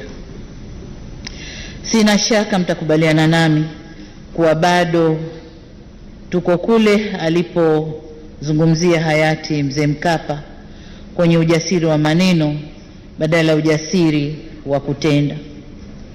Bado baadhi yetu tunaopaswa kutekeleza hili tumelemewa na kasumba ya kutoamini sekta binafsi. Hatuna budi kutoka huko. Ndio sababu nimefurahishwa sana kwa kumbukizi hii imetukumbusha wajibu wetu na umuhimu wa ushupavu wa uongozi katika kuyafikisha mabadiliko hayo. Kwa sasa serikali yetu imejipambanua wazi kushirikiana na sekta binafsi kwa tija na kwa mkakati bayana na kwa maslahi mapana ya taifa letu. Huwa nayasema haya kila ninapopata fursa ya kuzungumza na wafanya biashara na wawekezaji ndani au nje ya nchi, kwamba tumejipambanua na tuna mkakati wa kufanya kazi na private sector. Kwa maneno yetu yaendane na vitendo vyetu. Kwa ajili hiyo nitafurahi sana kupokea majumuisho. Mwenzangu Rais wa Zanzibar anasema ameshapokea. Sisi muungano bado, na tutafurahi sana kuyapokea majumuisho yatokanayo na mjadala huu mlioyafanya jana, ili kwa pamoja tuweze kuyafanyia kazi. Nina taarifa kwamba mawaziri wa afya, makatibu wakuu na wataalamu mbalimbali wa pande zetu mbili za muungano walikuwepo kwenye mjadala. Bila shaka wameasikia na kuyatilia maanani, na nategemea au natarajia kuona yakitekelezwa. Kwa upande wa sekta binafsi, natarajia nao wataitikia wito wetu na kutoa ushirikiano, na kwamba watazingatia kuwa afya ni staili ya umma, ni public good na sio biashara pase. Hivyo lazima mzingatie urari kati ya kupata faida kiasi na kuwekeza katika kutoa huduma endelevu za afya kwa wananchi, na kuwekeza pale kwenye mahitaji makubwa zaidi kwa maslahi ya umma. Daima tusipoteze lengo kuu ambalo ni kufikisha huduma bora ya afya kwa wote, popote na kwa gharama inayohimilika. Mheshimiwa Rais, wageni waalikwa, mniruhusu sasa nijielekeze kwenye kuwapongeza taasisi ya Benjamin William Mkapa kwa ushirikiano wake mkubwa inayoendelea kuipatia serikali, hususan katika uimarishaji wa mifumo ya afya, yani health system strengthening, na zaidi kwenye suala la kuongeza wataalamu na watumishi katika sekta ya afya. Huko ndiko ambako bado tuna changamoto ya uhaba wa watumishi kwa zaidi ya 50%. Kupitia taasisi hii kwa miaka 16 sasa, watumishi wa afya wa kada mbalimbali wapata 10,041, wakiwemo kada za madaktari, wauguzi, matabibu, wa famasia na kadhalika, pamoja na wahudumu wa afya ngazi ya jamii, wamesambazwa kote nchini. Watumishi hawa wameongeza tija na ufanisi katika utoaji huduma bora za afya kwa wananchi wa Tanzania. Waheshimiwa wageni waalikwa, natambua kwamba serikali za pande zote mbili, Tanzania bara na Zanzibar, zimewekeza na zinaendelea kuwekeza katika miundombinu ya sekta ya afya. Hivyo hatuna budi kutilia mkazo kwa usawa ule ule kuwekeza katika rasilimali watu kwenye hospitali na vituo vya tiba vinavyojengwa na kukarabatiwa. Katika hili, kwa mwaka wa fedha 2021/22, serikali ya Jamhuri ya Muungano wa Tanzania imeweza kutoa vibali vya ajira za watu 9262 na hii ndio ya karibuni, lakini tumekuwa tukiajiri kila hali ya uchumi ilipokuwa inaruhusu, na tutaendelea kutoa ajira hizo kadri hali ya uchumi itakavyoimarika. Halikadhalika, maeneo mengi duniani zikiwemo nchi za bara la Afrika zimewekeza pia katika mbinu zilizo nafuu za kutumia wahudumu wa afya ngazi ya jamii, community health workers, na wameweza kupata matokeo chanya kama tulivyoonyeshwa pia na taasisi hii ya Benjamin Mkapa. Tumeweza kupata matokeo chanya yanayopelekea kufikia malengo ya afya bora kwa wote na lengo la 3 la malengo ya endelevu ya dunia, ikiwemo pia kupunguza vifo vya kina mama wakati wa kujifungua, lakini na watoto.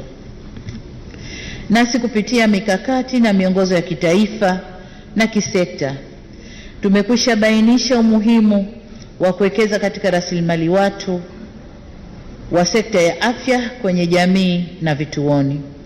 Wito wangu ni kwa wanaosimamia masuala ya rasilimali watu katika sekta ya afya kutoa kipaumbele zaidi katika kuharakisha utekelezaji wa mikakati ambayo tayari imeshabainishwa kutatua changamoto hii ya watumishi. Aidha, ushirikiano wa serikali na asasi za kiraia zikiwemo taasisi za Benjamin Mkapa na sekta binafsi pamoja na wadau wa maendeleo uendelee kuimarishwa katika eneo hili la rasilimali watu kwa nia ya kuweza kufikia malengo ya kitaifa na kimataifa ifikapo mwaka 2030. Nirudie kwamba taasisi ya Benjamin Mkapa imeendelea kuwa wabia wazuri wa serikali na mmetunga mkono siku zote. Hivyo nataka kuhakikishieni kuwa tunafurahia ushirikiano wetu huu adhimu na tunaahidi kuendeleza ushirikiano huu na kuipa nguvu taasisi kwa sababu unatija kwa pande zote mbili. Napongeza pia kwa hatua mnayopiga katika kupunguza utegemezi na kujitegemea siku za usoni. Amesema Rais wa Zanzibar ambaye pia ni msarifu wa taasisi kwamba mwaka jana tulifanya kuchangishana na mfuko, mpaka taarifa ya mwisho napata, mfuko huu una kiasi cha shilingi bilioni 1, na kwa mchango wa jana tuliochangishana zimepatikana tena bilioni 1 na milioni 200. Kwa hiyo mfuko umejisogeza kidogo. Tutaendelea kuchangia ili muweze kufanya yale mlioyakusudia, na niseme hongereni sana kwa kuweza kutunisha mfuko wa taasisi. Nami nitumie fursa hii kuwatia shime wale wote walioahidi na wale ambao bado hawajatoa ahadi zao za kuchangia. Walioahidi wachangie kama walivyoahidi, na ambao hawajaahidi basi waende waahidi na wachangie. Sambamba na hilo, kilichonivutia zaidi pia ni mpango wenu wa kujenga jengo la kitega uchumi la Mkapa Health Plaza katika eneo la Kawe pale Dar es Salaam. Huu ni mkakati mzuri na ninawatakia kila laheri. Hayati Mzee Mkapa aliamini sana katika kujitegemea. Nafarijika kuona kuwa msarifu na taasisi nanyi mnafata barabara aliyoijenga. Mheshimiwa Rais, waheshimiwa viongozi na wageni waalikwa, kabla sijahitimisha, nimpongeze Mama Ana Mkapa. Ninafurahi kukuona ukiwa imara. Wiki 2 zilizopita Mama Mkapa alinipa heshima kuwa mgeni rasmi katika maadhimisho ya 25 ya mfuko wa fursa sawa kwa wote, au mfuko unaoitwa Equal Opportunity for All Trust Fund au EOTF. Nilitumia fursa ile kumshukuru hadharani kwa kunihimiza kugombea nafasi ya kisiasa, na ikawa ndio mwanzo wa kuingia kwenye siasa. Na nilipoingia Mzee Mkapa naye hakunitupa. Kwa hiyo kwa ujumla naweza kusema familia hii imechangia sana katika malezi na ukuaji wangu kisiasa. Nikuhakikishie Nikuhakikishie Mama Mkapa kuwa tutaendelea kuwatunza na kuwaenzi kwa mchango wenu mkubwa katika nchi hii. Hayati mzee wetu hayuko nasi tena kimwili, lakini amebaki nasi kifikra. Tutaendelea kufaidika na mchango wake mkubwa kwa taifa letu. Tunaendelea kuvuna hekima na yale aliyotuachia wakati wa uongozi wake. Hakika alitimiza wajibu wake hapa duniani. Tuliobaki hatuna jingine zaidi ya kumshukuru Mwenyezi Mungu kwa zawadi ya maisha ya mzee wetu. Mwenyezi Mungu aiweke roho yake mahali pema peponi na apumzike kwa amani. Amen. Baada ya kusema hayo, nawashukuru sana, asanteni kwa kunisikiliza, na nawaaga kwa Jamhuri ya Muungano wa Tanzania. Asanteni sana.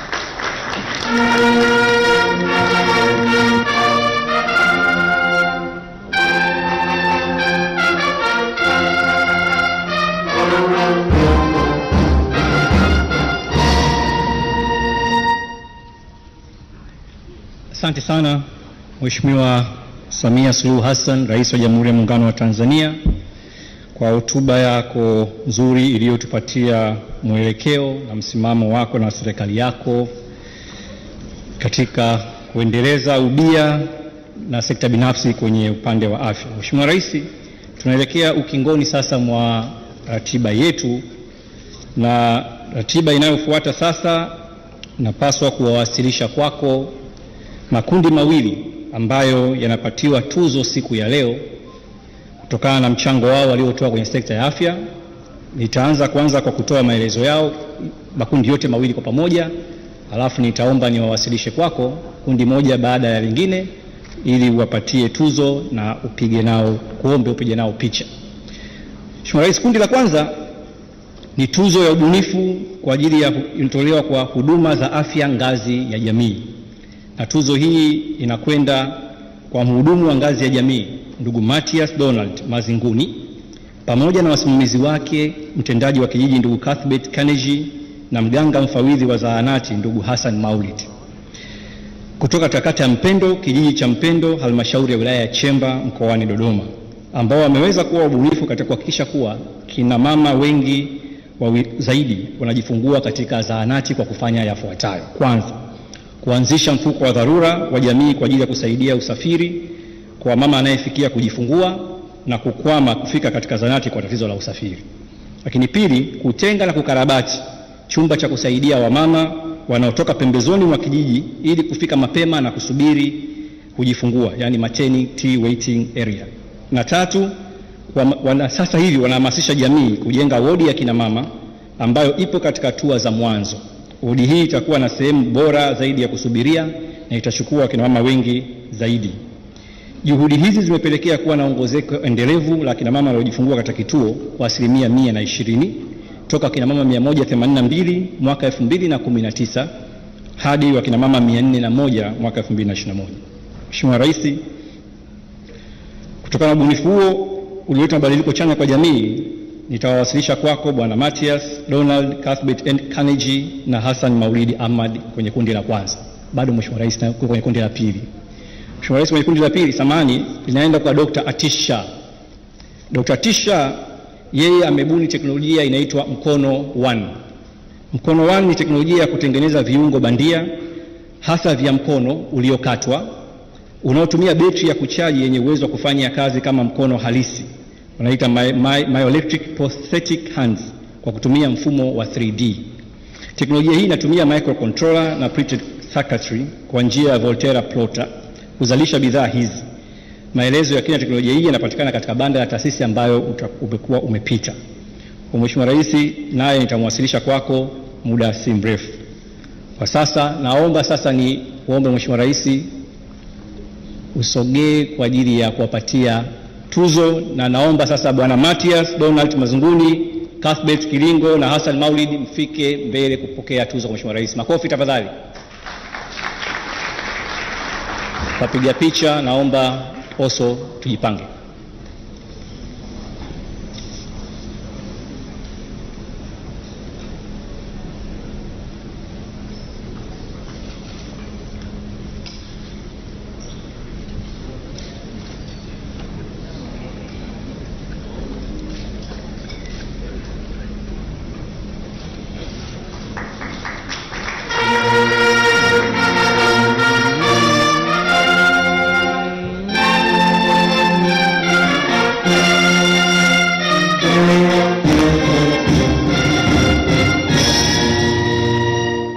Atisha, naomba pia ufike jukwaa kuu kwa ajili ya kupokea tuzo na kupiga picha.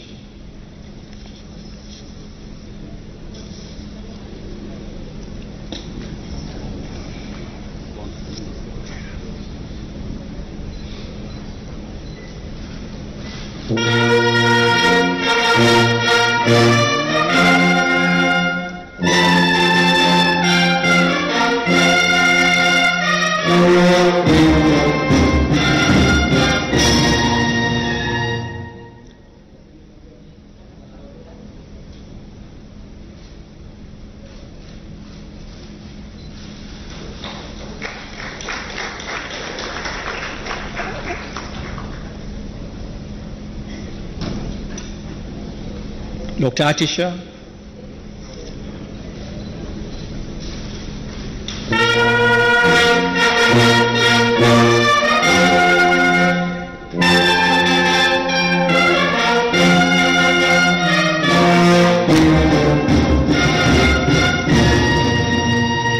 Asante sana Mheshimiwa Rais, na pongezi kwa waliopata.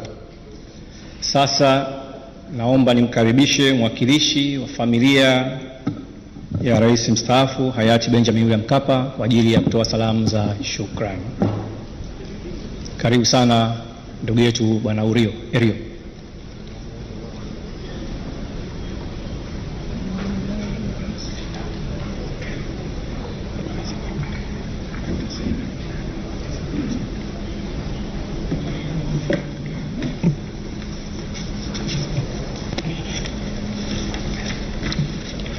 Mheshimiwa Samia Suluhu Hassan, Rais wa Jamhuri ya Muungano wa Tanzania, Mheshimiwa Dr. Philip Isdori Mpango, Makamu wa Rais wa Jamhuri ya Muungano wa Tanzania, Mheshimiwa Dr. Hussein Ali Mwinyi, Rais wa Zanzibar, Mwenyekiti wa Baraza la Mapinduzi na msarifu wa mfuko wa Benjamin Mkapa, Mheshimiwa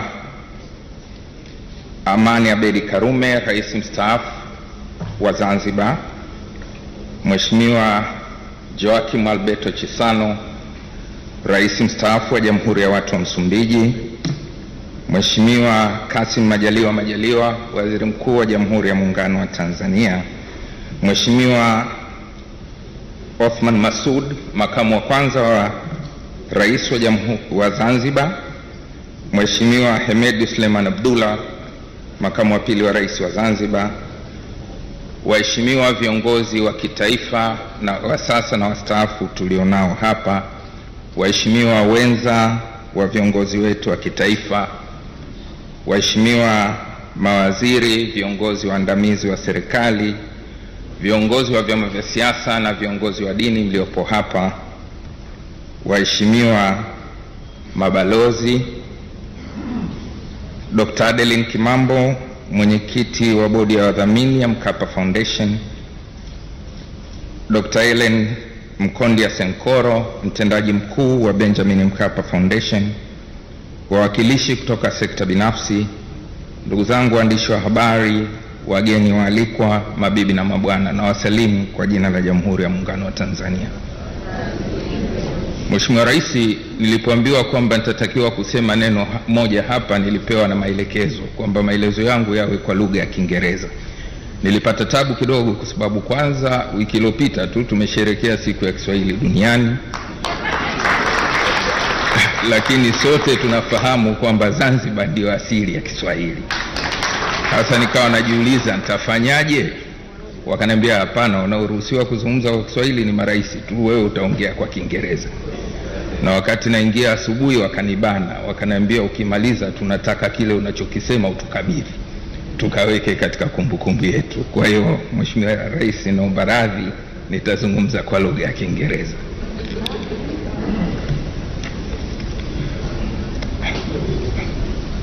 May I express our heartfelt gratitude to you, Your Excellency, the President Samia Suluhu Hassan, for having set aside your busy and demanding schedule in order to come and be part of this memorable moment in commemorating the life of the third President of the United Republic of Tanzania, our beloved leader, husband, father, and uncle, the late Benjamin Mkapa. All of us here understand that a president in a country like ours with executive presidency is the busiest person. The fact that for the second consecutive year you have been able to grace the Mkapa Legacy Day in person is a proof of your humility and how you hold him and his deeds in high esteem.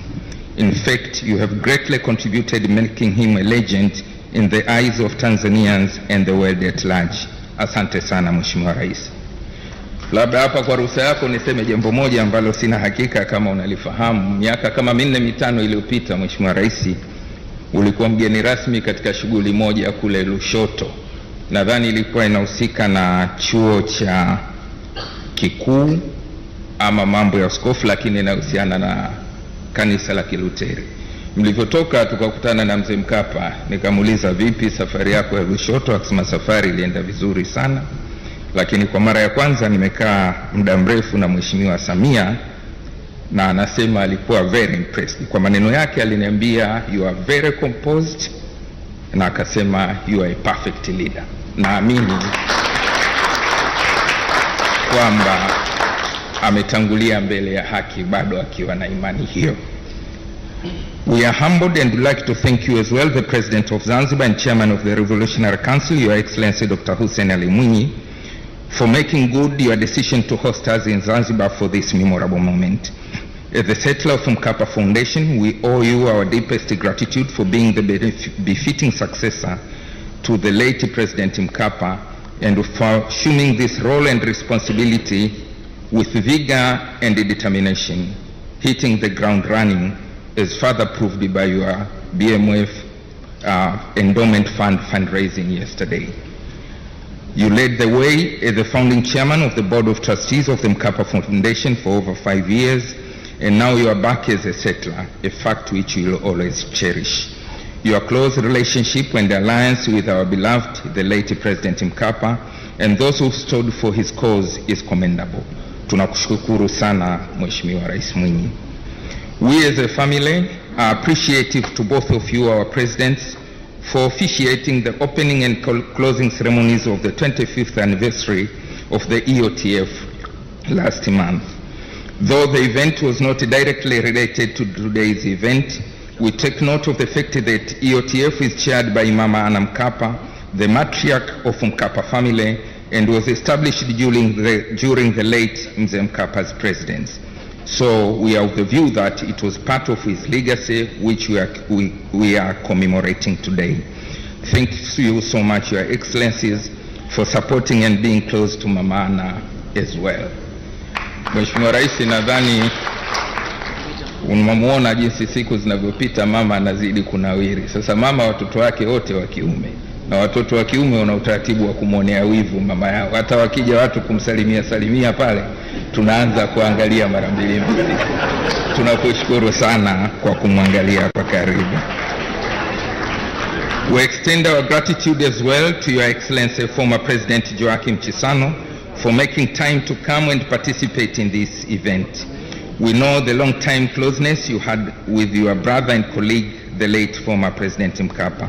We are humbled by your presence today, which is testimony of how you shared ideas and thoughts and had a common cause to make Tanzania, Africa, and the rest of the world a better place to live by providing better access to health services in various forums which you have mentioned, including the Club of Madrid.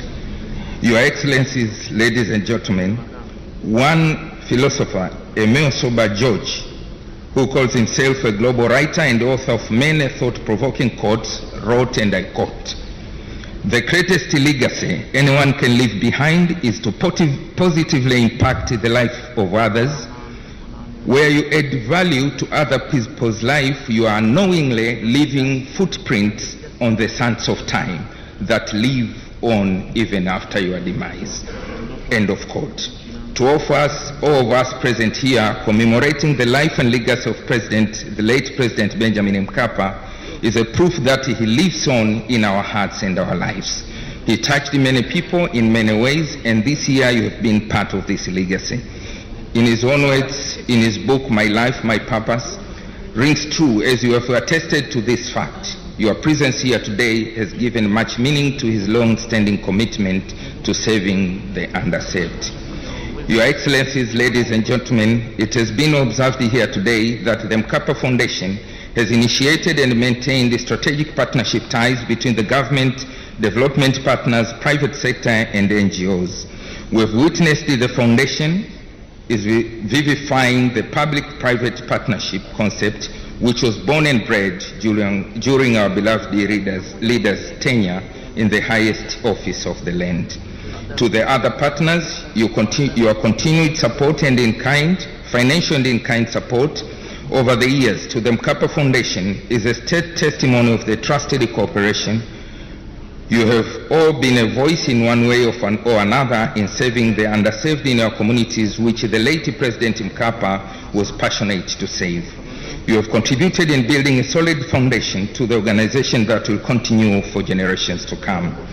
We would like to thank the unsung heroes in the underserved or remote areas of our country, community health workers and Mkapa fellows who have sustained and reinforced the life and legacy of our beloved, the late President Mkapa. Today, we the Mkapa family, bolstered by so much encouragement and lifted by the respect you have all accorded us, will continue to enliven the impactful sacrifices of the late President Benjamin Mkapa.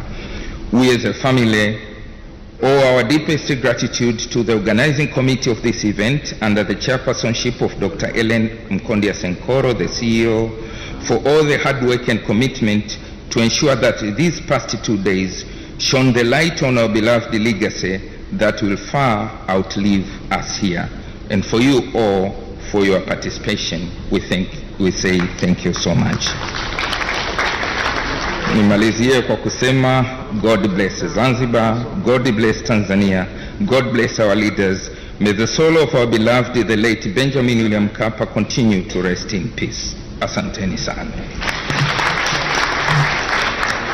Asante sana ndugu Erio kwa salamu za shukrani.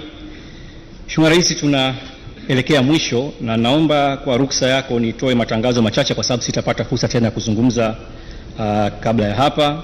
Ya kwanza kuhusu zoezi la picha. Tunatarajia kuwa na picha kwa maelekezo niliyopatiwa, picha 7. Picha ya kwanza itawahusu waheshimiwa viongozi wakuu wa serikali wakiongozwa na Mheshimiwa Waziri Mkuu, Mheshimiwa Makamu wa Pili wa Rais Zanzibar, Spika wa Baraza la Wawakilishi, waheshimiwa mawaziri kutoka pande zote mbili za Jamhuri ya Muungano wa Tanzania na Serikali ya Mapinduzi ya Zanzibar, mwanasheria mkuu wa serikali na mkuu wa mkoa wa Mjini Magharibi. Picha ya pili itakuwa ni picha ya viongozi wakuu wa staafu ambao tunao hapa kiongozwa na wazee wetu Mheshimiwa Ghali Bilal, makamu wa rais, na Mheshimiwa Amani Karume, rais wa Zanzibar. Picha ya tatu itakuwa ni picha ya wenza wa viongozi ambao tunao hapa leo. Picha ya 4 itakuwa ni picha ya familia ya mzee Benjamin William Mkapa. Picha ya 5 itakuwa picha ya bodi ya BMF, Benjamin Mkapa Foundation. Picha ya 6 tutapiga na sponsors, wafadhili wa shughuli yetu ya leo, na picha ya 7 na mwisho itapigwa na donor group, wadau wa maendeleo wanaochangia Benjamin Mkapa. Tangazo la pili ni taratibu wa kuondoka. Mheshimiwa Rais, mara tu baada ya kumaliza zoezi la picha, tutakuomba uweze kuendelea na shughuli zako zingine ulizokuwa umejipangia, na utaondoka wa kwanza ukumbini. Baada yako taratibu atafuata Mheshimiwa Makamu wa Rais wa Jamhuri ya Muungano wa Tanzania. Baada ya hapo Mheshimiwa Rais wa Zanzibar. Baada ya hapo atafuata Mheshimiwa Waziri Mkuu, Mheshimiwa Makamu wa Pili wa Rais wa Zanzibar, Spika wa Baraza la Wawakilishi, Rais mstaafu wa Msumbiji, Makamu wa Rais wa Jamhuri ya Muungano wa Tanzania mstaafu, Rais wa Zanzibar mstaafu, Waziri Mkuu mstaafu, mwenza wa makamu wa kwanza wa rais, na baadhi viongozi wengine watafuata baada ya hapo. Lakini mwisho, kabla sijawaalika kwa picha, nitangaze tu niwatambue wafadhili waliowezesha shughuli ya leo, sponsors. Upande wa platinum sponsors ni serikali ya Jamhuri ya Muungano wa Tanzania wenyewe, tupige makofi.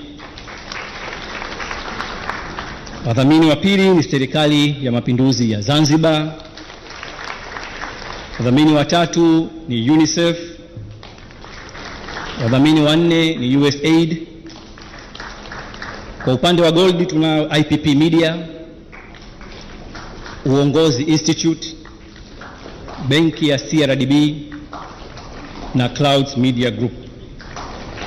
Upande wa silver inao shirika la nyumba la taifa National Housing, UNAIDS, ZBC, benki ya NBC, NSSF na NMB.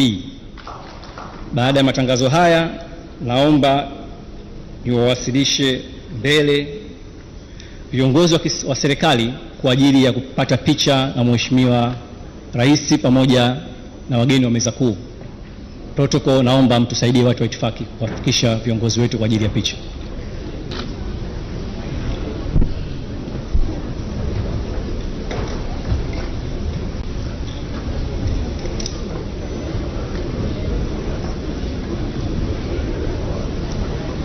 Waheshimiwa mawaziri wa pande zote mbili za muungano, tafadhali.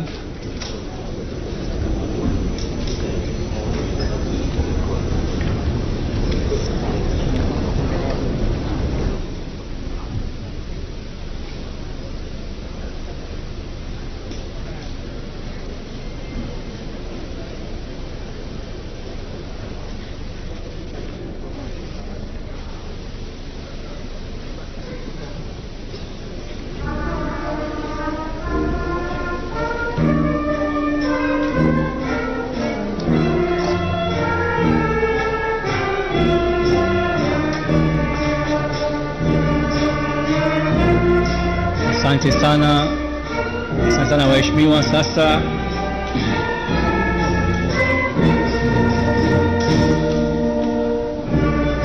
naomba niwakaribishe viongozi wakuu wastaafu. Inashauriwa tupandie upande huu wanaposhuka sasa hivi viongozi, alafu tutokee upande huu ambao niko mimi ili kurahisisha mzunguko. Karibuni sana waheshimiwa.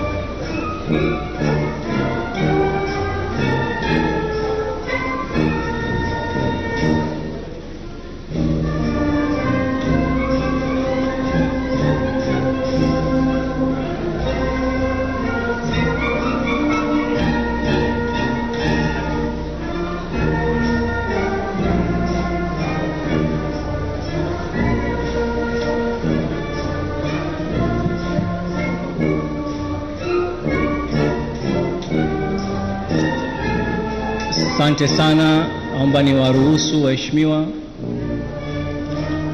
viongozi wetu wastaafu. Sasa niwakaribishe wenza wa viongozi wakuu wa nchi, kiongozwa First Ladies.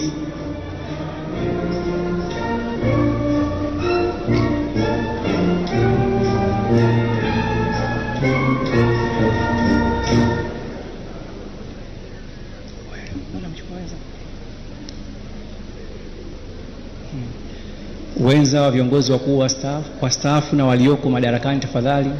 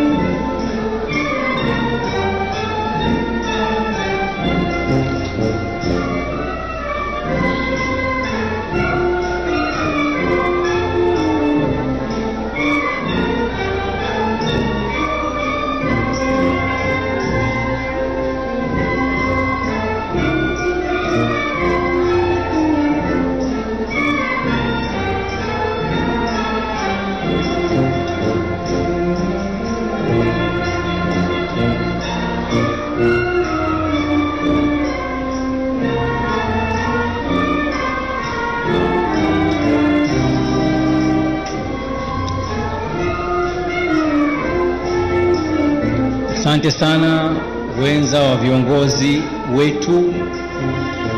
Naomba sasa niwakaribishe familia ya mzee wetu hayati Benjamin William Mkapa, mjiandae, mwanze kusogea.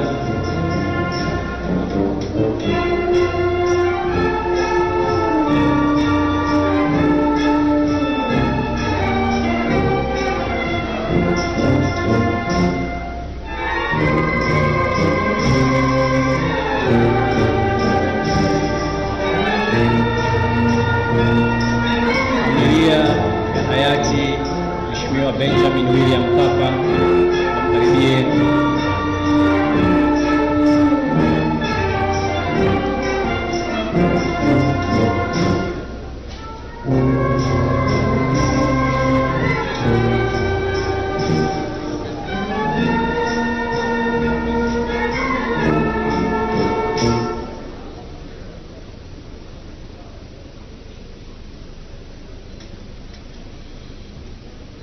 Baada ya viongozi wakuu kuondoka ukumbini, kutakuwa kuna chakula kimeandaliwa. Viongozi wataelekezwa ukumbi wa uhamiaji ulioko sehemu ya hotelini mule, na wageni wengine tutaelekea nyuma kwenye tenti kwa ajili ya kupata chakula cha pamoja. Asante sana familia ya Mheshimiwa mpendwa wetu Mheshimiwa Rais Mstaafu Benjamin William Mkapa. Sasa naomba ni walete bodi ya taasisi ya Mkapa. Tafadhali bodi, naomba msogee kwa ajili ya picha.